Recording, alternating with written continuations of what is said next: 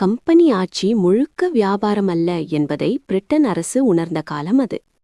1813ஆம் ஆண்டு charter act of 1813 கொண்டுவரப்பட்டது.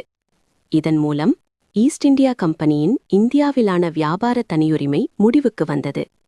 இனி இந்திய வியாபாரம் அனைத்து பிரிட்டிஷ் வியாபாரிகளுக்கும் திறந்தது. ஆனால் தேயிலை மற்றும் சீனாவுடனான வியாபாரம் மட்டும் கம்பெனி கையில் தொடர்ந்தது. மிக முக்கியமாக இந்த சட்டம் இந்தியா மீது பிரிட்டன் அரசின் அதிகாரத்தை வெளிப்படையாக அறிவித்தது.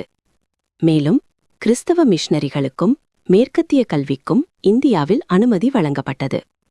அடுத்ததாக 1833ஆம் ஆண்டு சார்ட்டர் ஆக்ட் ஆஃப் 1833.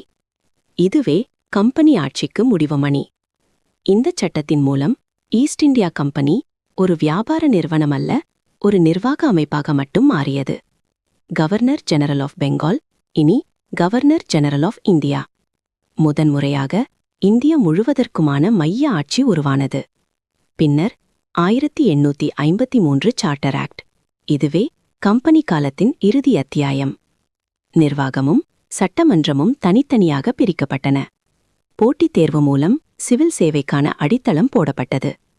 இதற்கு பிறகு 1857 கிளர்ச்சி.